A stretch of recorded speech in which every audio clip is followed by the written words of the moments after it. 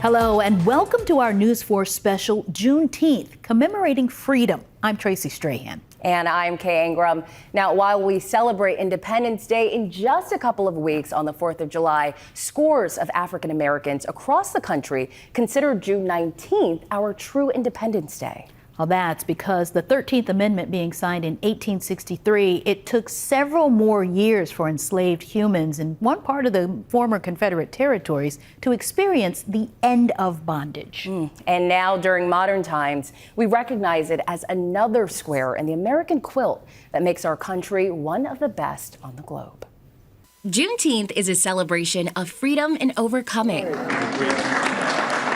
Signed into law by President Biden in 2021, Juneteenth is the first new federal holiday in nearly 4 decades, but many African Americans have celebrated it for years. Juneteenth really is observation of slaves in Texas being told on June 19th, 1865, they were indeed free. They had actually been free for 2.5 years. President Lincoln signed the Emancipation Proclamation in 1863, ending chattel slavery. But the enslaved in Galveston, Texas, weren't released or even really told that they were officially free. They heard in different stages because sometimes they were told by their so-called owners at that time.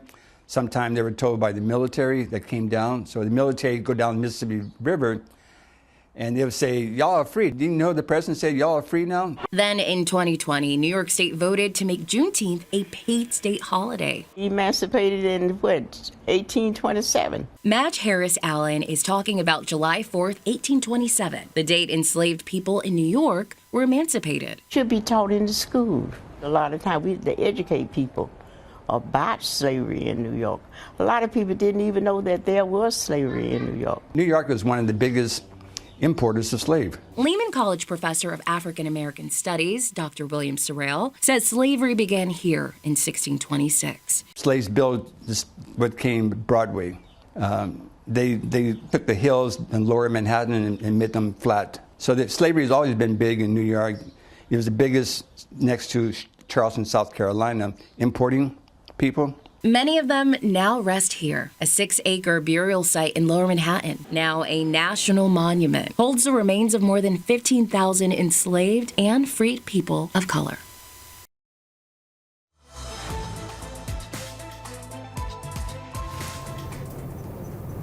One of the key places to celebrate Juneteenth in the tri-state area is on the west side of Central Park. That's where you'll find what was Seneca Village. This community was a 40-acre plot of land purchased by free blacks in 1825. It was taken away by the city by eminent domain just 32 years later to create what we now know as Central Park. Well, now the Central Park Conservancy is on a mission to make sure this community isn't forgotten. Joining us to talk all about this morning is Stormy McNair, the Senior Manager of Programming Partnerships for the Central Park Conservancy. Thank you for joining us to talk about this. Absolutely. Thank you for having me. President Lincoln signed the Emancipation Proclamation 1865, but Seneca Village predates all of that. So tell me about the origins of this plot of land. Absolutely. Isn't that an amazing story? Yeah. I will say that Seneca Village, even at the time, celebrated the prestige of Black American culture. And the power behind being a landowner, all that it come with. And it was important to those who were residents at the time. So of course it's important for us to share the history of it. 100%, and we're looking at some of the video of it. People have passed by this stretch of Central Park for hundreds of years, may not have known that this was here. And you're calling it a community. It wasn't just a residency. Absolutely. Part of how we celebrate that is by an outdoor exhibit where there are signs erected in the location between West 80th Street to about 89th Street. And these signs share even exactly where the 3 churches stood at the time, 2 of which are still present today. Let's talk about Summit Rock. You talk about some of the natural landscape of Central Park. Summit Rock, key part of Seneca Village, am I right? Yes, absolutely. Okay. and people still enjoying that now. I mean, how do we enjoy Seneca Village going forward to really maintain that tradition, Stormy? Part of enjoying that is celebrating it. And Juneteenth in Seneca Village is how Central Park Conservancy does just that. We offer the ability to celebrate the culture and history of African Americans who not only lived at the time, but who come and share in the vision and education of Seneca Village and here in present day. And the presentation of it. When you talk about education, this has become a year-round theme with more people now learning about Black Wall Street in Tulsa and other places like Seneca Village. Do a lot of people really, are they surprised when they come to visit you guys? Yes, many never knew of the story. So to be able to learn through this event, and to understand that history and to be able to pay it forward, then there are others who are educated and know exactly the beauty of the location even today in Central Park. Now it is Central Park, and a lot of people know that it was eminent domain that led to the end of Seneca Village, am I right? That is correct. And so it's still a part of the park, am I right? Yes, so the Conservancy celebrates the exact location where Seneca Village once stood. And we have even, in recent years, worked with archaeologists to dig and to be able to lift artifacts that were relevant at the time. Do you really think this is something that could ever be created again? Absolutely. We attempt to recreate that feeling every year for this event. This year is the 3rd annual, and through music, art, and play, we offer the opportunity to really learn about the history of the location, the feel of what the residents felt during that time, and we relish in the opportunity to share the story. That's wonderful. Juneteenth and beyond. Absolutely. Stormy McNair, thank you so much for being with us to share more about Seneca Village. Absolutely, thank you. And we'll be right back.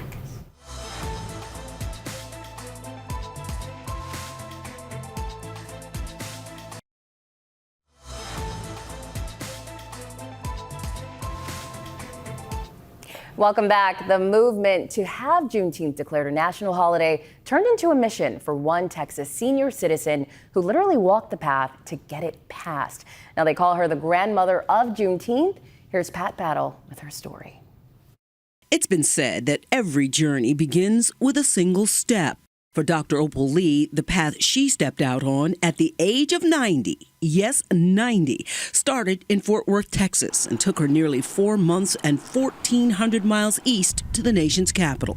I'm wanting everybody to know about it. So Dr. Opal Lee walked us back to and then through the holiday of Juneteenth, one that her family had honored for decades. I have to go all the way back to when I was a child in Marshall, Texas. And we had Juneteenth at the fairground. There was music and food and speeches. Around the age of 89, Dr. Lee, a retired teacher, set out to school the country to write a new chapter in the history of Juneteenth. It's a day that most folks really would not have known anything about. She has drawn attention to it. Juneteenth had been recognized and celebrated in many black households and communities, but too many more, and people in general, had never heard of it, much less how it had evolved. People think it's just a festival when it's not. We have to address the disparities, and there are so many.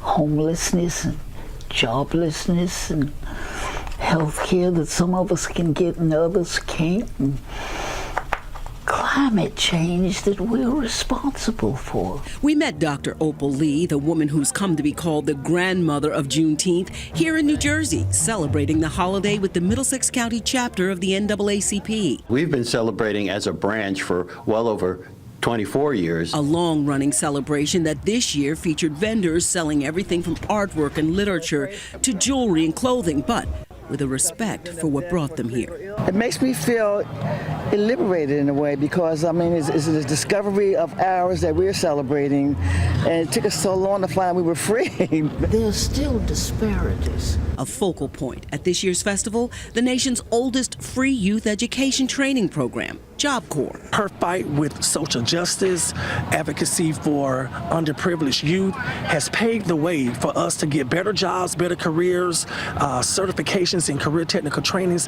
and a second chance at life. In my life, I've met 3 really important people, Julian Bond, Rosa Parks, and now I can add Dr. Opal Lee to my list. If a little old lady in tennis shoes walked from Fort Worth to Washington, somebody would take notice. It was September 2016 when this self-described little old lady in tennis shoes set off for the White House on a mission to have Juneteenth recognized as a national holiday. I didn't realize how long it would take, but I felt like if I ever got to President Obama, he would listen. I actually got to Washington 2017, but he was gone. He was in Atlanta. I didn't get to ask him. She didn't need to ask President Obama. The movement had gained traction and support in a sojourn that took them halfway across the country. 2.5 miles a day they walked, symbolic of the 2.5 years that thousands had labored with freedom denied. They got to D.C. in January 2017, 4 months after they set foot from Texas. And they came carrying armloads of support, petitions with over 1.5 million signatures. The bill is passed. Oh, I could have done a holy dance, but the kids say when I try I'm twerking, so I didn't. And then flashback to Juneteenth 1939, a night of pure terror. I never mentioned it until recently somebody asked about it. Her parents had moved the family from Marshall, Texas to Fort Worth into a home on this lot in a white neighborhood. They didn't want us there. It was their neighborhood. But on the 19th of June, people started gathering across the street. And the paper said that 500. And the police were there. My dad came from work and he had a gun, and the police told him, if you bust a cap, we'll let this mob have you. Our parents sent us to friends several blocks away. They left under cover of darkness. Those people tore that place asunder. They drug the furniture out and burned it. They did despicable things. But our parents never, ever discussed it with us.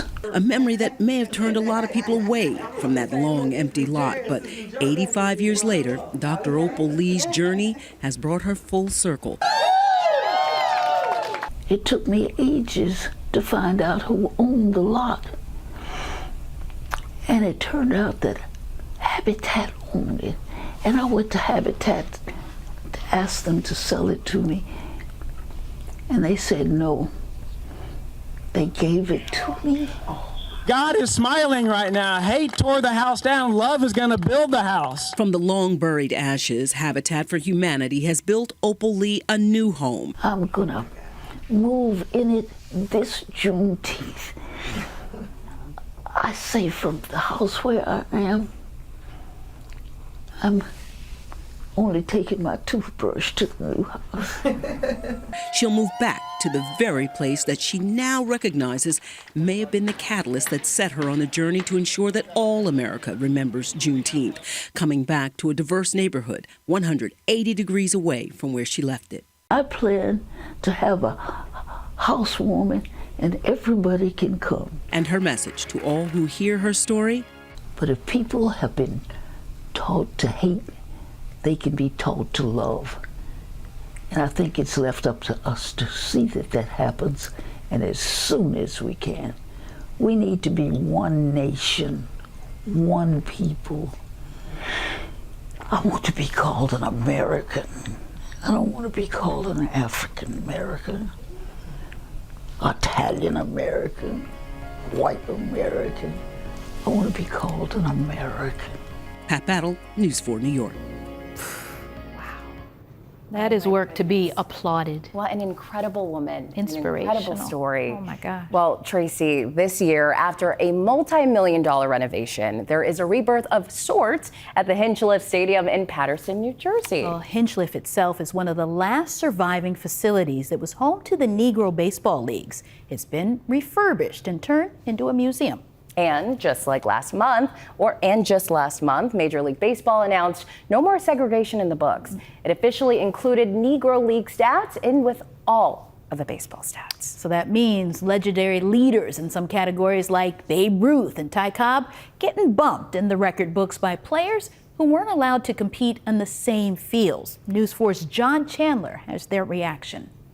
These are some of the greatest ball players to ever play the game. Larry Doby, Cool Papa Bell, Josh Gibson. These names should stand out, and now they will. Major League Baseball has officially recognized statistics of Negro League players. These names are now going to become everyday household names, and I think that's just something so special. Just how special these kids learned in a well-timed field trip to Hinchliffe Stadium's museum. Because Major League Baseball and the Negro League, they combine stats. So now Josh Gibson is the #1, he's the stat leader. In fact, Josh Gibson now stands with Babe Ruth, a slugger he's often compared to. Gibson now holds new records, even surpassing Ty Cobb with baseball's best career batting average. Ty Cobb, who clearly did not like African Americans, didn't want to play with African Americans, now he got eclipsed by an African American. So tip my cap to Josh Gibson and the other Negro League baseball players who never had an opportunity. Josh Gibson once hit a home run right here at Hinchliffe Stadium. And when Major League Baseball decided in 2020 to incorporate their statistics,